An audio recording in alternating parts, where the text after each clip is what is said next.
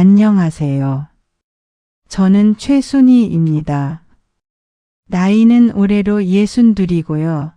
지금은 경기도 어느 작은 동네에서 조용히 살고 있습니다. 한국에 온 지는 벌써 12해가 지났네요. 시간이 참 빠릅니다. 처음 남한에 발을 딛던 날이 엊그제 같은데 어느새 이렇게 세월이 흘렀습니다. 오늘 여러분께 드릴 이야기는 제가 북한에서 초등학교 교사로 일하던 시절의 이야기입니다. 지금도 그때를 생각하면 가슴이 두근거리고 손끝이 차가워지는 느낌이 납니다.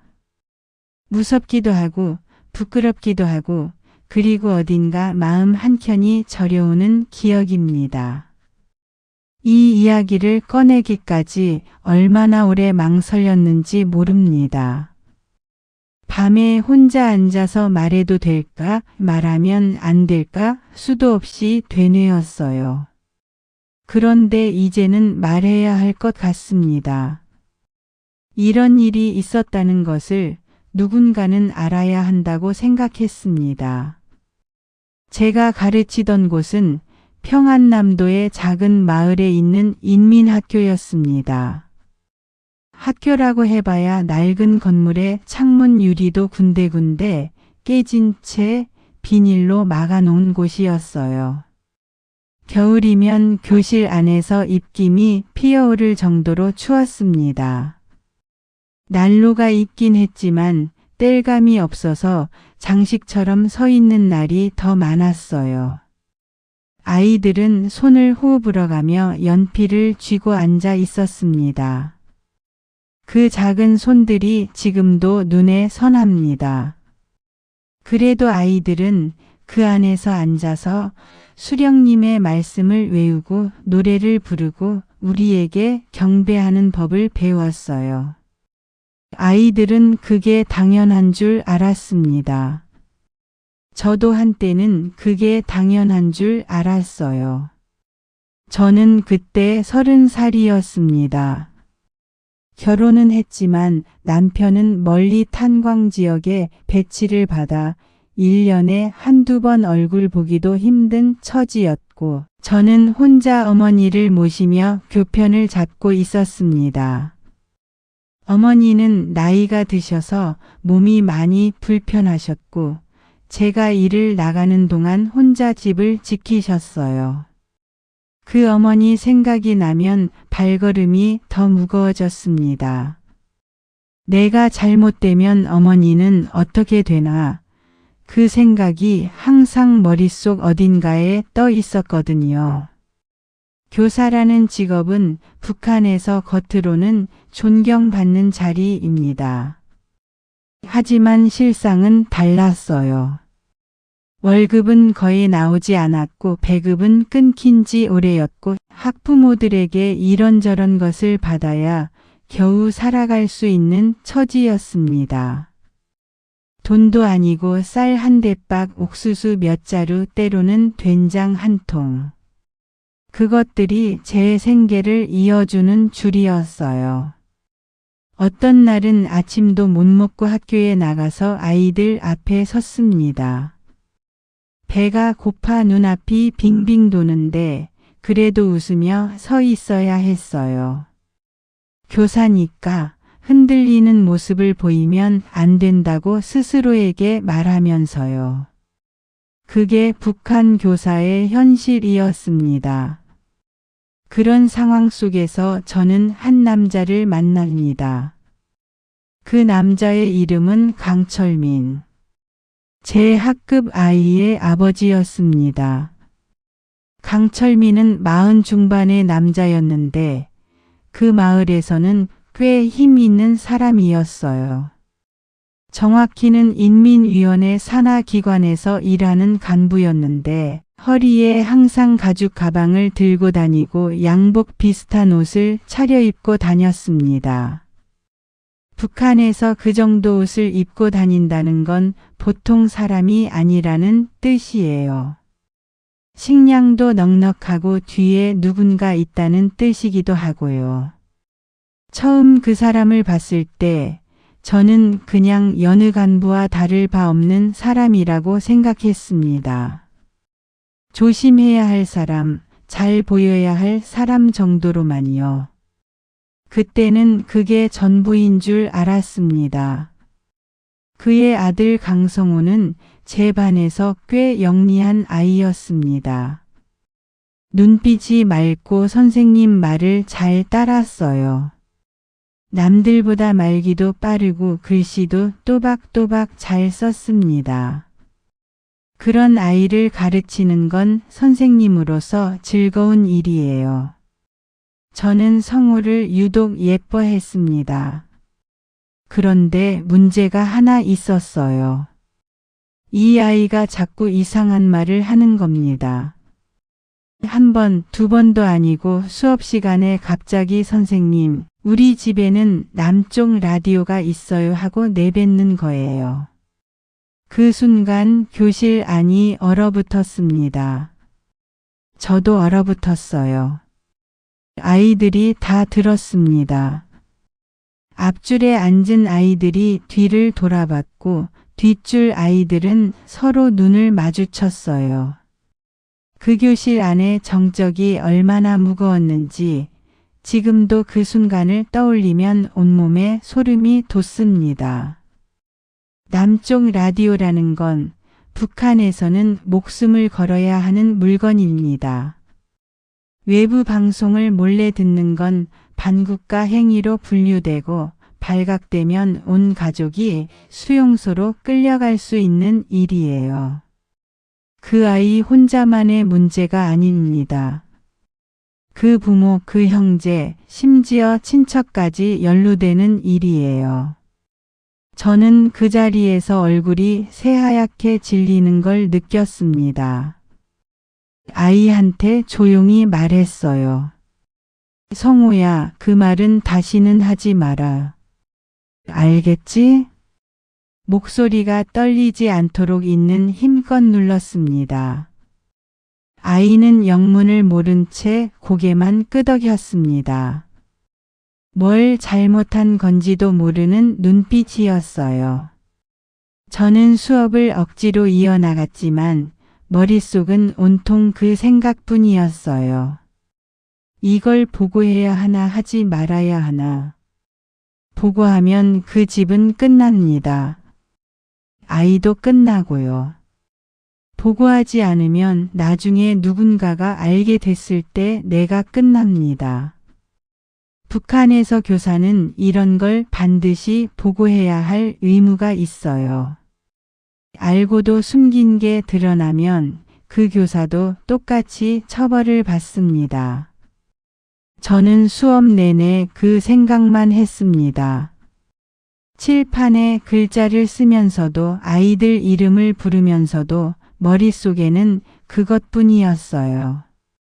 그날 수업이 끝나고 해가 기울어질 무렵 강철민이 찾아왔습니다. 교무실은 이미 다른 선생님들이 모두 퇴근한 뒤였고 저 혼자 남아 내일 수업 준비를 하고 있었어요. 사실 준비라기보다는 멍하니 앉아 있었던 거에 가까웠습니다. 문이 조용히 열리더니 그가 들어왔습니다. 손에는 보자기가 들려 있었는데 안에 뭔가 묵직한 것이 있었어요. 그는 주위를 한번 살피고 문을 조심스럽게 닫았습니다.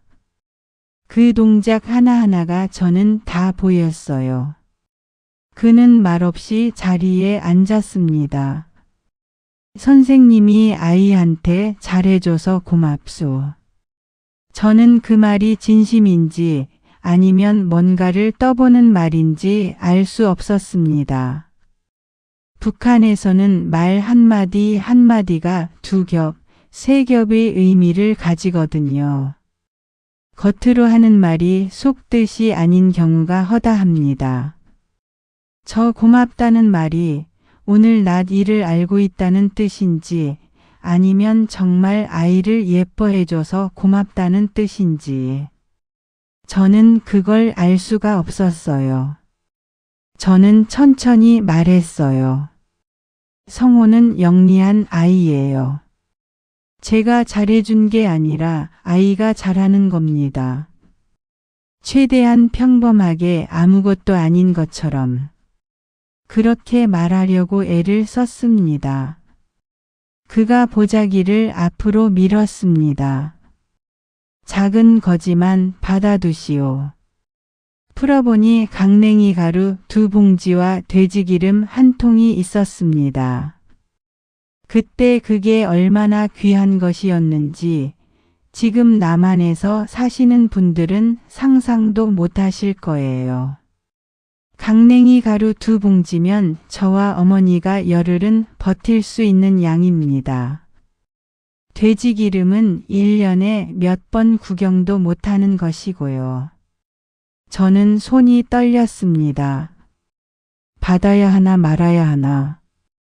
받으면 이 사람의 말을 들어줘야 한다는 뜻이 되고 안 받으면 오늘 낮 일을 모른 척 할 수 없게 됩니다. 그 보자기를 사이에 두고 저는 몇 초 동안 아주 복잡한 계산을 했습니다. 살아남는 계산이었어요. 저는 받았습니다. 그리고 그것이 시작이었어요. 그날 이후로 강철민은 거의 일주일에 한 번꼴로 교무실로 찾아오기 시작했습니다. 항상 다른 선생님들이 없는 시간, 어스름한 저녁 무렵이었습니다.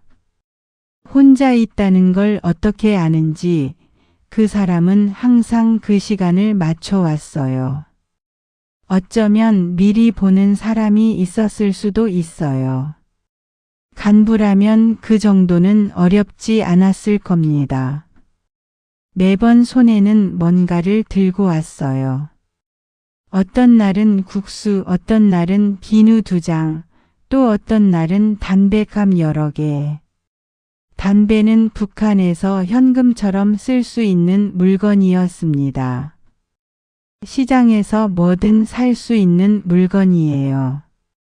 저는 그걸 받을 때마다 마음이 편치 않았지만 그렇다고 거절할 수도 없었습니다. 이미 첫날 받아버린 순간 저는 이 관계에서 빠져나올 수 없게 된 거였어요. 처음에는 그가 아들 이야기를 했습니다. 성호가 학교에서 어떻게 지내는지, 선생님한테 잘 따르는지, 공부는 잘하는지 그런 이야기였어요. 저는 되도록 짧게 아이가 잘 지내고 있다고만 대답했습니다. 그 이상 깊이 들어가고 싶지 않았으니까요. 그런데 그가 찾아올 때마다 조금씩 아주 조금씩 이야기가 길어졌습니다. 마치 끈을 조금씩 당기는 것처럼요. 그런데 몇 번이 지나면서 이야기가 달라지기 시작했습니다. 어느 날 그가 낮은 목소리로 물었습니다. 선생님은 이 나라가 어떻게 될 것 같소? 저는 숨이 멎는 줄 알았습니다. 그 질문은 해서는 안 되는 질문이었어요. 북한에서는 나라에 대해 의심하거나 비판하는 말을 입 밖에 내는 것 자체가 죄입니다. 설령 혼자 방 안에서 중얼거려도 위험한 말이에요. 그걸 저한테 대놓고 물어보는 겁니다. 혹시 이게 함정인가 싶었어요. 이 사람이 보이부 사람을 뒤에 세워두고 저를 시험하는 건 아닐까? 제가 조금이라도 이상한 말을 하면 그걸 증거로 잡으려는 건 아닐까? 그 생각이 머릿속을 빠르게 지나갔습니다. 저는 한동안 아무 말도 하지 못했습니다. 그가 기다렸습니다. 서두르는 기색 없이 조용히 저를 바라보며 그 여유가 오히려 더 무서웠어요. 재촉하지 않는다는 건 이 사람이 이미 뭔가를 알고 있다는 뜻일 수도 있었으니까요. 저는 결국 말했습니다. 잘 모르겠어요. 그것도 대답이라고 그가 천천히 고개를 끄덕였습니다. 그 고개를 끄덕이는 모습이 뭔가를 이해한다는 것처럼 보였어요. 내 대답이 정답이 아니더라도 이미 우리 사이에 뭔가가 통했다는 것처럼. 그날 이후로 그의 말은 점점 깊어지기 시작했어요. 배급 이야기를 했다가 장마당 이야기를 했다가 그러다가 문득 중국에서 들어온 물건 이야기를 했습니다. 어떤 날은 자기가 지방 출장을 다녀왔는데 거기서 본 것들이 이상하다고 했어요. 사람들이 너무 굶주려 있다고 아이들이 길거리에서 쓰러진다고. 그 말을 할 때 그의 표정이 달라졌습니다. 간부의 얼굴이 아니라 그냥 사람의 얼굴이었어요. 뭔가를 보고 마음이 흔들린 사람의 표정이요. 그 말을 들을 때마다 저는 두 가지 감정이 뒤섞였습니다. 무서움과 그리고 이상하게도 안도감. 나만 이런 생각을 하는 게 아니구나. 이 사람도 뭔가를 느끼고 있구나 하는 그 안도감이에요. 북한에서 혼자 이상한 생각을 하는 건 정말 외롭고 무서운 일입니다. 의심이 생길 때마다 내가 잘못된 건지 내 머리가 나쁜 건지 그런 생각이 들거든요. 그런데 나 말고 다른 사람도 같은 걸 느끼고 있다면 그건 달라요. 그 안도감이 저를 조금씩 열게 만들었습니다. 그런데 그 안도감이 저를 더 깊은 곳으로 끌어들이는 함정이었습니다. 어느 밤이었어요. 유난히 늦은 시간이었고 학교 안에 우리 둘밖에 없었습니다. 밖에는 바람이 세게 불었고 창문 비닐이 펄럭거렸어요. 그가 가방에서 작은 종이봉투를 꺼냈어요.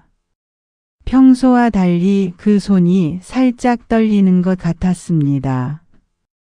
안에 뭔가가 있었는데 펼쳐보니 얇은 책자였습니다. 표지에는 아무것도 써 있지 않았어요. 저는 그게 뭔지 직감적으로 알았습니다. 외부에서 들어온 인쇄물이었어요. 북한 밖에서 만들어진 무언가. 종이 질이 달랐습니다. 북한 종이가 아니었어요. 그 자리에서 손을 거둬야 했습니다. 받아서는 안 되는 물건이었어요. 이건 강냉이 가루나 비누와는 차원이 달랐습니다.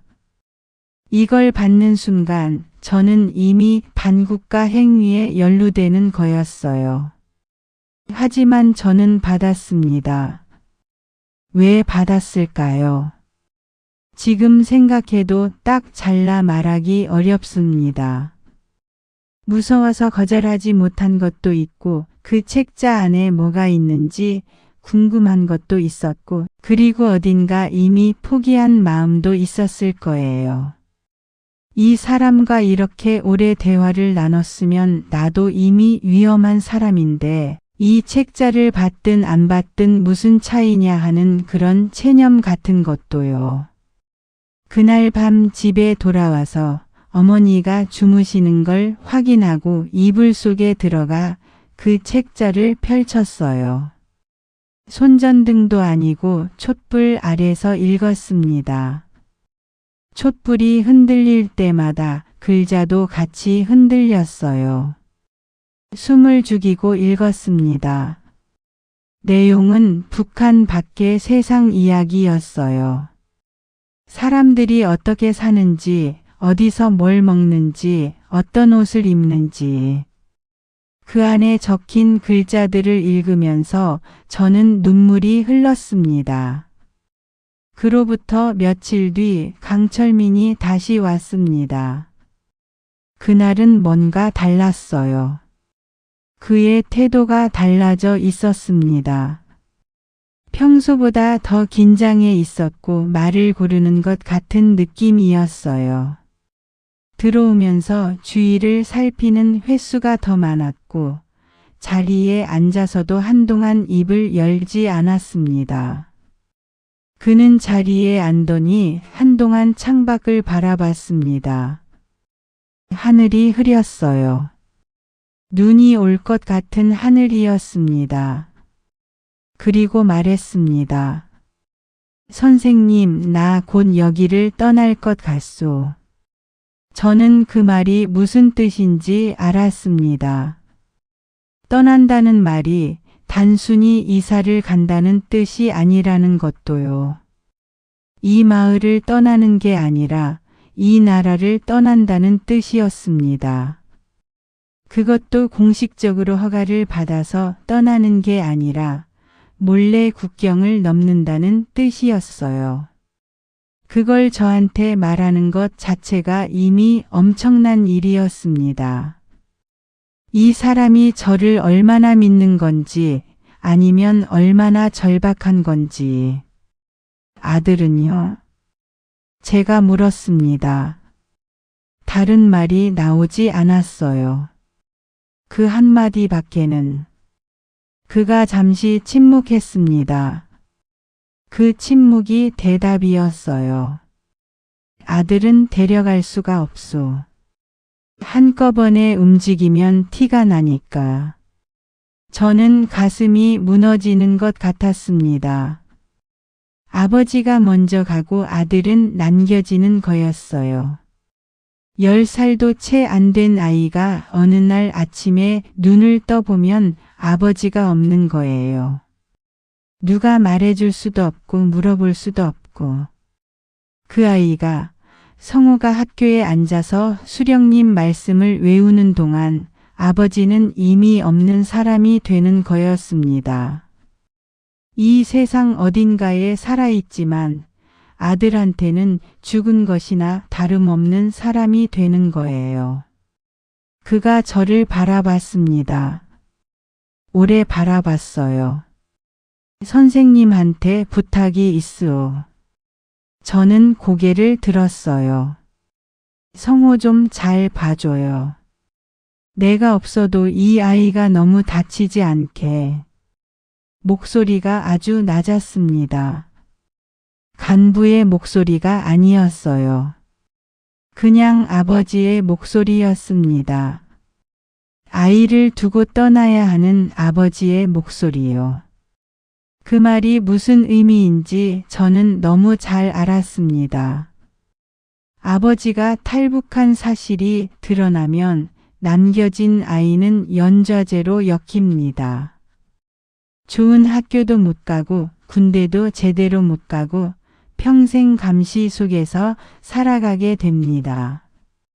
반역자의 자식이라는 꼬리표를 달고 살아가는 거예요. 어쩌면 더 심한 일이 생길 수도 있어요.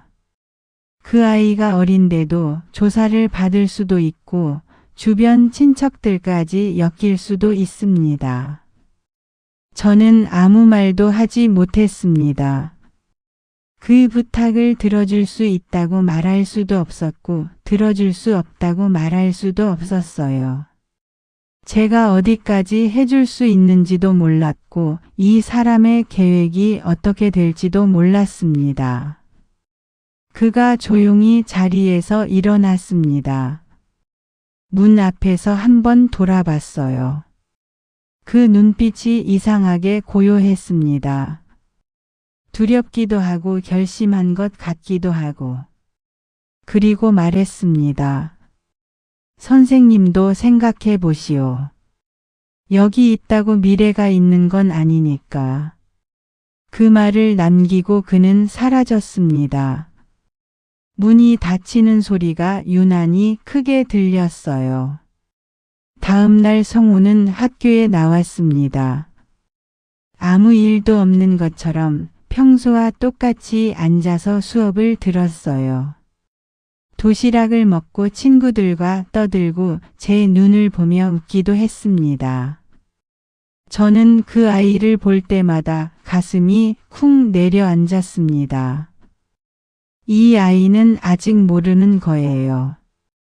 아버지가 오늘 밤 혹은 내일 밤 국경을 넘으려 하고 있다는 것을. 이 아이가 다시 아버지를 볼 수 있을지 없을지를 아는 사람이 이 교실 안에 저 혼자라는 것도요. 그로부터 사흘 뒤였습니다. 보이부 사람 둘이 학교에 찾아왔어요. 검은 인민복을 입은 남자들이었습니다. 표정이 없었어요. 그런 사람들이 학교에 나타나면 선생님들도 아이들도 다 알아요. 좋은 일로 오는 게 아니라는 걸요. 저를 데리고 나가서 조용히 물었습니다. 강철민을 아느냐고. 그 사람이 학교에 자주 찾아왔느냐고. 무슨 이야기를 했느냐고. 저는 그 자리에서 온몸에 피가 식는 걸 느꼈습니다. 발이 땅에 붙어 있는데 땅이 아닌 것 같은 느낌이었어요. 귀에서 윙 하는 소리가 났습니다. 떨리는 목소리로 말했습니다. 아들 성적 이야기를 가끔 했습니다. 학부모 상담 차원에서요. 그 말 외에 다른 말은 하지 않았습니다. 책자 이야기도 그가 했던 말들도 마지막으로 나눈 대화도 아무것도 말하지 않았어요. 제 안에서 뭔가가 저를 누르고 있었어요. 이 사람을 팔면 안 된다는, 이 아이를 더 힘들게 하면 안 된다는 그 마음이에요. 그들은 고개를 끄덕이더니 돌아갔어요. 하지만 그들이 떠난 뒤에도 저는 한동안 그 자리에 서 있었습니다. 다리가 풀려서 움직일 수가 없었어요. 그날 밤 저는 한숨도 자지 못했습니다. 그 책자. 제 집 어딘가에 아직 숨겨져 있는 그 얇은 책자가 눈앞에 아른거렸어요. 만약 그들이 집을 수색하러 온다면 어떻게 될까? 그 책자가 나오면 저는 끝납니다. 어머니도 같이 끝나고요. 새벽에 몰래 일어나서 마당 구석을 파고 거기에 묻어버렸습니다. 손이 너무 떨려서 삽을 제대로 쥐기도 힘들었어요. 어둠 속에서 삽질을 하면서 저는 이상하게 계속 성우 얼굴이 생각났습니다. 강철민은 그 뒤로 소식이 끊겼습니다. 잡혔는지 무사히 건너갔는지 저는 알 수 없었어요. 알 수 있는 방법이 없었습니다. 그냥 어느 날부터 그 사람이 없는 거였어요. 성호는 한 달 뒤 학교에서 자취를 감췄습니다. 어디로 갔는지 아무도 말해주지 않았어요. 동료 선생님한테 물어봤더니 그냥 전학을 갔다고만 했습니다. 전학이라는 말이 진짜 전학인지 아니면 다른 무언가인지 저는 그때 이미 알 것 같았습니다. 아마 친척 집으로 보내졌거나 아니면 더 안 좋은 일이 생겼거나. 저는 그 아이의 빈자리를 한동안 바라봤습니다. 수업 중에 그 자리로 눈이 가면 아무것도 없는 그 책상이 이상하게 크게 보였습니다. 아이가 없는데도 그 자리가 가득 찬 것 같았어요. 뭔가로 꽉 눌려 있는 것 같은 느낌이었습니다. 그 일이 있고 나서 저는 변했습니다. 아이들에게 수령님 말씀을 가르치면서 제 입에서 나오는 말들이 공허하게 느껴졌어요. 외워서 나오는 말, 믿지 않는 말, 그런데 믿는 척해야 하는 말. 교실 앞에 서 있는 제가 저 자신이 아닌 것 같은 느낌. 그 느낌이 매일 조금씩 더 강해졌습니다. 아이들을 보면 미안했습니다. 내가 이 아이들에게 지금 거짓말을 가르치고 있는 건 아닐까 하는 생각이 수업 중에 불쑥불쑥 올라왔어요. 강철민이 남기고 간 말이 자꾸 귀에 맴돌았어요. 여기 있다고 미래가 있는 건 아니니까. 그 말이 처음에는 무서웠습니다. 그러다 어느 순간부터는 그 말이 사실처럼 느껴지기 시작했어요. 그리고 나중에는 그 말이 저를 살게 해주는 말이 됐습니다. 저는 그 뒤로 3년을 더 그 학교에서 가르쳤습니다. 3년 동안 겉으로는 아무것도 바뀌지 않았어요. 저는 여전히 아이들 앞에 서서 같은 노래를 가르쳤고 같은 말씀을 외우게 했습니다. 하지만 속으로는 달라져 있었어요. 그 3년이 제게는 준비하는 시간이었습니다. 마음을 굳히는 시간이기도 했고요.